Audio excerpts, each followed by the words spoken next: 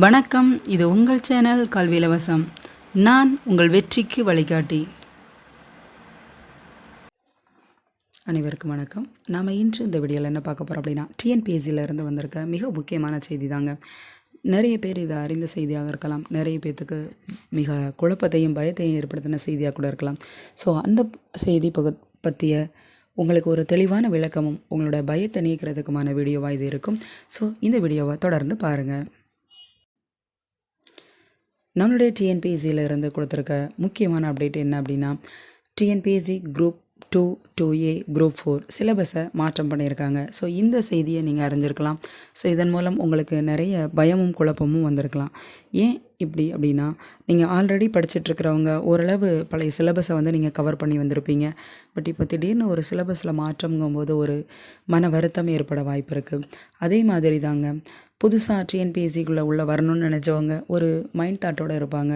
திடீர்னு மாற்றம் பண்ணுறாங்களே, இதை மாதிரி அடிக்கடி மாற்றம் பண்ணால் நம்ம எப்படி படிக்கிறது, நம்மளால் ஒரு அரசு அதிகாரி ஆக முடியுமா என்ற குழப்பம்லாம் இருக்கும். இந்த சிலபஸ் மாற்றத்தில் பாருங்கள், நம்ம இதற்கு முன்னாடி காலத்தில் எழுதின 10ஆம் வகுப்பு 12ஆம் வகுப்பு தேர்வில் ப்ளூ பிரிண்ட் படி தான் கொஷினே இருக்கும். அதாவது 5 மார்க் கொஷின்னா இந்த பாடத்திலேருந்து தான் வரும், 2 மார்க் கொஷினா இந்த பாடத்திலேருந்து தான் வரும். ஸோ அது மாதிரி ஒரு ப்ளூ பிரிண்ட் நமக்கு கையில் கொடுத்துருந்தாங்க. அப்போது மேக்ஸிமம் ஆஃப் த மெம்பர்ஸ் நிறைய அச்சீவ் பண்ணுறதுக்கு, நிறைய ஸ்டூடெண்ட்ஸ் அதிக மார்க் எடுக்கிறதுக்கு ஹெல்ப்ஃபுல்லாக இருந்தது. அதே மாதிரி தாங்க இந்த சிலபஸ்லையும் நீங்கள் ஏற்றுக்கொள்ள வேண்டியது, நீங்கள் புரிந்து கொள்ள வேண்டியது இதுதான். அதாவது எந்த எந்த பகுதியில் நம்மளுடைய சிலபஸில் எந்த பகுதியில் இருந்தெல்லாம் அதிகபட்ச வினாக்கள் வரும், எத்தனை வினாக்கள் கேட்க வாய்ப்பு இருக்குது அப்படிங்கிறத தெளிவாக கொடுத்துருக்காங்க. ஸோ இதன் மூலமாக உங்களுக்கு ஒரு நல்ல மோட்டிவேஷன் தான். ஏன் அப்படின்னா, நீங்கள் அதிக கவனம் செலுத்த வேண்டிய இடம் எது, ஸோ இத்தனை மார்க் நமக்கு வேணும் அப்படின்னா இதை நம்ம படிக்கணும். ஒரு பாடப்பகுதியை நீங்கள் முடிச்சிட்டிங்களா, ஸோ முடித்த உடனே உங்களுக்கு ஒரு தெளிவு வரும். அப்போ நான் என் கையில் 15 மார்க் இருக்குது, 25 மார்க் இருக்குது அப்படின்னு சொல்லிட்டு நீங்கள் ஒரு கால்குலேஷன் வச்சே படிக்கிறதுக்கு உங்களுக்கு ஈஸியாக இருக்கும். இந்த எக்ஸாமில் நம்ம கிளியர் பண்ண முடியுமா அப்படின்னு குழப்பத்தில் இருக்கவங்க ஒரு நேர்மறையான எண்ணத்தை கையில் வைங்க. என்னால் முடியும், இந்த 2025 தேர்வில் நான் அரசு பணியாளர் ஆவேன், என் கையில் அரசு வேலை வந்துடும், நான் அரசு சம்பளம் வாங்குவேன்னு ஒரு நேர்மறையான எண்ணத்தோட உங்களோட கோலை செட் பண்ணுங்கள். இலக்கை நோக்கி நீங்கள் பயணத்தை ஆரம்பிங்க. எவ்வளவோ தடைகள் வந்தாலும் ஆனால் அந்த உங்களோட பாதையிலிருந்து நீங்கள் தளராத மனத்தோட முயற்சி செய்யுங்க. கண்டிப்பாக வெற்றி உங்களுக்கு. நீ ஒன்றை பயிலும் பொழுது பிழைகளும் தோல்விகளும் ஏற்படும். இவை இரண்டும் ஏற்படாமல் கற்றல் என்பது நிகழாது. இதுதாங்க வாழ்க்கை. ஆமாம், நம்ம இப்போ டிஎன்பிஎஸ்சி குரூப் 4 எக்ஸாம் எழுதலாம் அப்படின்னு நம்ம ஒரு மைண்ட் தாட்டோடு இருக்கும்போது சில பிரச்சனைகள், இதை மாதிரி சில மாற்றங்கள் எதுவாக இருந்தாலும் சில தோல்விகள் ஏற்படும் போது அதை எல்லாத்தையுமே நம்ம ஓவர் கம் பண்ணி அதிலிருந்து மீண்டு வந்து அதிலிருந்து நம்ம கற்றுக்கொள்வது என்பது என்ன அப்படிங்கிறத அறிஞ்சு செயல்பட்டோம்னா கண்டிப்பாக வெற்றி நமக்கு தாங்க. வாங்க இந்த வீடியோவை பார்க்கலாம். இந்த வீடியோவில் உங்களுக்கு எந்த பாடப்பகுதியில், எந்த சிலபஸில், எந்த பகுதியில் இருந்தெல்லாம் அதிக வினாக்கள் வரும், அந்த வினாக்களை நீங்கள் எப்படி கையாளுவது என்கிற ஒரு கிளியர் கட் வீடியோ தான். நீங்களும் பாருங்கள். டிஎன்பிஎஸ்சி தேர்வுக்கு தயாராகிற உங்களுடைய நண்பர்கள் உறவினர்களுக்கும் ஷேர் பண்ணுங்கள். வாங்க முழுமையாக பார்ப்போம். ஒருங்கிணைந்த குடிமைப் பணிகள் தேர்வு 4 டிஎன்பிஎஸ்சி குரூப் 4. இந்த எக்ஸாமில் பாருங்கள், இது பொது அறிவு 75 கேள்விகள், திறனறியும் மனக்கணக்கு நுண்ணறிவும் 25 கேள்விகள் மற்றும் தமிழ் தகுதி மற்றும் மதிப்பீட்டு தேர்வு 100 கேள்விகள் அடங்கிய ஒரே தாள். அதில் பொது அறிவு 10ஆம் வகுப்பு தரத்தில் எங்கே இருந்தெல்லாம் கொஷின்ஸ் வரும்னு பாருங்கள். அலகு 1 பொது அறிவியல் 5 கேள்விகள். அந்த 5 கேள்விகளுக்கும் தனித்தனியாக எந்தெந்த டாபிக்ஸ் அப்படின்னு சொல்லிட்டு நமக்கு ஆல்ரெடி கொடுத்துருந்தாங்க. இப்போவும் பாருங்கள், இன்னும் கிளியர் கட்டாக கொடுத்துருக்குறாங்க பாருங்கள். அதுக்கப்புறம் அலகு 2 புவியியல் 5 கேள்விகள். அடுத்து பாருங்கள், அலகு 3 இந்தியாவின் வரலாறு, பண்பாடு மற்றும் இந்திய தேசிய இயக்கம், இதெல்லாம் சேர்ந்து 10 வினாக்கள். பாருங்கள், எந்தெந்த டாப்பிக்ங்கிறது உங்களுக்கு கிளியராக தெரியும். ஸோ இதுக்கப்புறம் நம்ம டாபிக் வைஸ் ஒவ்வொரு டாப்பிக்காக நம்ம கவர் பண்ணி படிக்கிறதா இருக்கட்டும், தேர்வு எழுதுறதா இருக்கட்டும், அதை ஃபாலோ பண்ணோன்னா நம்மளுடைய தேர்வு மிகவும் எளிமையானதாகவும் பிளேஸ்மெண்ட் கன்ஃபார்ம் ஆகக்கூடிய அளவுக்கு நம்ம கட் ஆஃப் எடுத்துடலாம். நெக்ஸ்ட் பாருங்கள், அலகு 4 இந்திய ஆட்சியல் 15 கேள்விகள். இந்திய ஆட்சியலில் பாருங்கள், அது இந்திய அரசியலமைப்பின் முகவுரை, இது மாதிரி என்னென்ன டாப்பிக்லேருந்து வரும் அப்படிங்கிறத நம்ம கிளியர் கட்டாக கொடுத்துருக்குறாங்க. தென் பாருங்கள் அழகு 5 இந்திய பொருளாதாரம் மற்றும் தமிழ்நாட்டில் வளர்ச்சி நிர்வாகம் 20 கேள்விகள். ஸோ இதில் தான் நடப்பு நிகழ்வுகள் வருது. அதில் என்னென்ன அப்படிங்கிற விஷயத்த ஃபுல்லாக நம்ம படிக்கிறதுக்கு ஒரு நல்ல ஒரு உறுதுணையாக இருக்கும். எந்தெந்த டாப்பிக்லேருந்து எத்தனை கேள்விகள் வரும்னு நமக்கு தெரியும் போது நம்ம எங்கே அதிக கவனம் செலுத்தணும் அப்படிங்கிறது ஒரு நல்ல ஒரு வாய்ப்புங்க இந்த சிலபஸ் நம்மளுக்கு கொடுத்தது.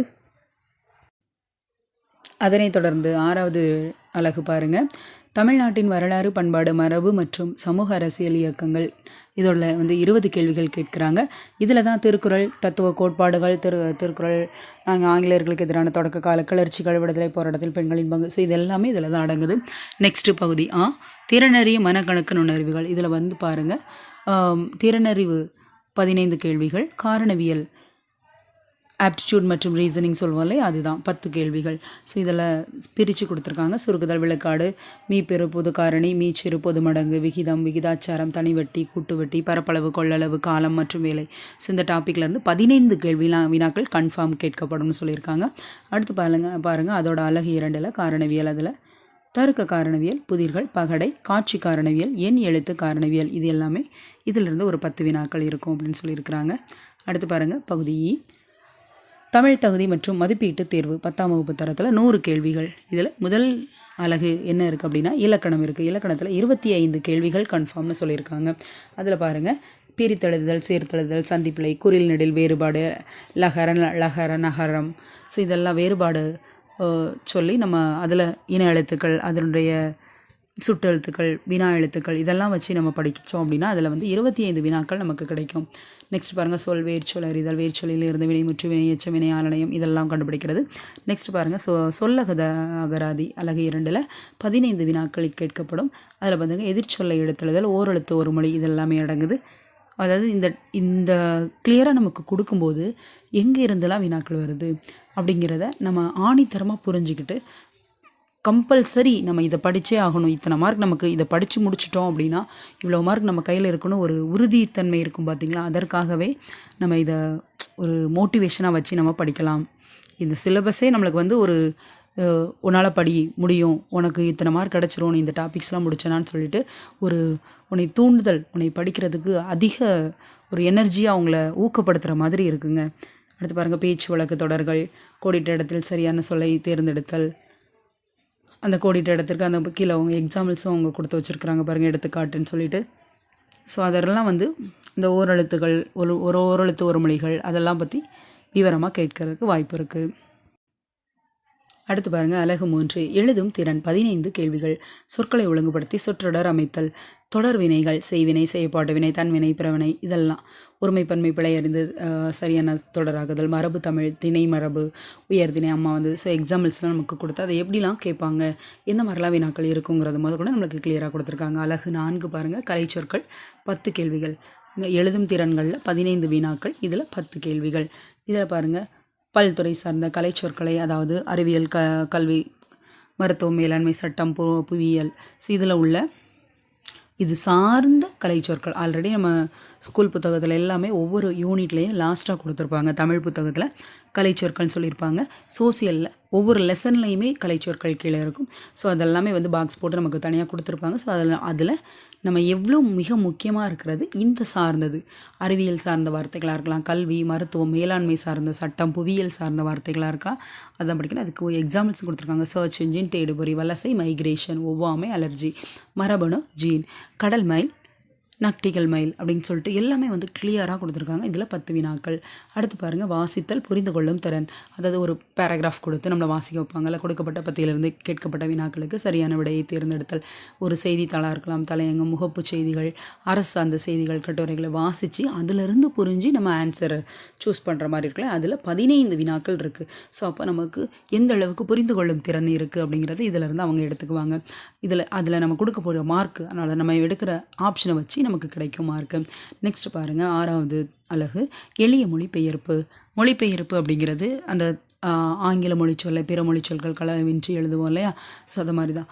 அந்த மாதிரி தமிழ் சொற்களுக்கு கரெக்டான வார்த்தை நமக்கு தெரியும் போது ஈஸியாக இந்த மொழிபெயர்த்தல் பண்ணிடலாம். அடுத்து அதில் பாருங்கள், பென்ட்ரைவ், பிரிண்டர், கம்ப்யூட்டர், கீபோர்டு, இது எல்லாமே நம்மளோட கலைச்சொற்களில் இருக்கும். கலைச்சொல் வாக்கியங்கள் தான் அதிகமாக கேட்க வாய்ப்பு இருக்குது. ஸோ அதில் ஆல்ரெடி நான் சொல்லியிருந்தேன், இதே மாதிரி இங்கே எளிய மொழிபெயர்ப்புலையும் 5 வினாக்கள் இருக்குது. இலக்கியம், தமிழறிஞர்களும் தமிழ் தொண்டும், அதில் பாருங்கள் 15 வினாக்கள். இந்த 15 வினாக்களும் திருக்குறள் தொடர்பான செய்திகள், 20 அதிகாரங்கள் மற்றும் அது எந்த அதிகாரங்களான்னு சொல்லிட்டாங்க. ஸோ இது ரொம்ப எளிமையாக்கிட்டாங்க. திருக்குறள்னு ஒரே வார்த்தையாக கொடுக்காம இந்த அதிகாரங்களில் மட்டும்தான் அப்படின்னு சொல்லியிருக்காங்க. ஒழுக்கமுடைமை, பொறையுடைமை, ஊக்கமுடைமை, விருந்தோம்பல், அரண் வலியுறுத்தல், ஈகை, பெரியாரை துணை கோடல். ஸோ இது மாதிரி நம்மளுக்கு எல்லாமே கிளியராக எடுத்து கொடுத்து, அது மட்டும் இல்லாமல் இந்த தொடர்பான செய்திகள் யார், தமிழின் தொன்மை, சிறப்பு, திராவிட மொழிகள், உவே சாமிநாத ஐயர், தோப்போ மீனாட்சி சுந்தரம், சி இலக்குவனார், இவங்களுடைய தமிழ் தொண்டுகள் தொடர்பான செய்திகளோ ஏதோ ஒரு இது வந்தாலும் அதிலிருந்துமே வினாக்கள் வர வாய்ப்பு இருக்குதுன்னு சொல்லியிருக்கிறாங்க. ஸோ இதில் பாருங்கள், குறிப்பு அலகு 7க்கான பாடத்திட்டம் 10ஆம் வகுப்பு வரையிலான அப் டு SSLC ஸ்டாண்டர்ட் பாடப்புத்தகங்களை அடிப்படையாக கொண்டது. ஸோ நீங்கள் TNPSC குரூப் 4க்கு படிக்க ஆரம்பிக்கிறீங்களா, உங்கள் கையில் 6th-லேருந்து 10th வரைக்கும் இருக்கிற ஆல் சப்ஜெக்ட் புக்கை கையில் எடுங்க. அந்த மெட்டீரியலை, அதுதான் உங்களுக்கு வந்து ஒரு உங்களோட சீக்ரெட், உங்களுக்கு வெற்றிக்கு வழி இதுதான். இது முடிச்சிட்டோம் அப்படின்னா கண்டிப்பாக நம்ம கையில் வேலை அப்படிங்கிற அளவுக்கு கிளியர் கட்டாக இருக்கும். அதை டெய்லி ஃபாலோ பண்ணி படிக்கிறது எப்படி, அதை எப்படிலாம் நம்ம கவர் பண்ணோன்னா எந்த மாதிரிலாம் மார்க் எடுக்கலாங்கிறது எல்லா விஷயமுமே நம்ம தெரிஞ்சுக்கலாம். ஏன்னா அதுதான் வந்து ஒரு பொக்கிஷம்.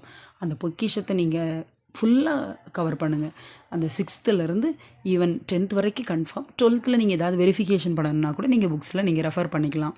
தென் பாருங்கள், இது வந்து part C, general English, SSLC standard 10 questions for different abled candidates only. இது யாருக்காக அப்படின்னா டிஃப்ரெண்ட் ஏபிள்டு பர்சன்ஸ் இருப்பாங்கள்ல, அவங்களுக்கானது தான்.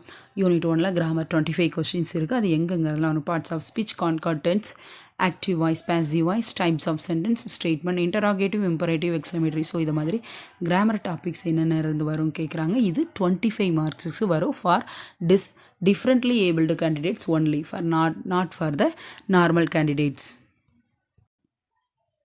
மேலும் அதனை தொடர்ந்து பாருங்கள், irregular verbs, infinitive, gerunds அதெல்லாம் எப்படி வருதுங்கிற எல்லா டீட்டெயில்டான கிராமர்ஸும் பார்க்கணும்.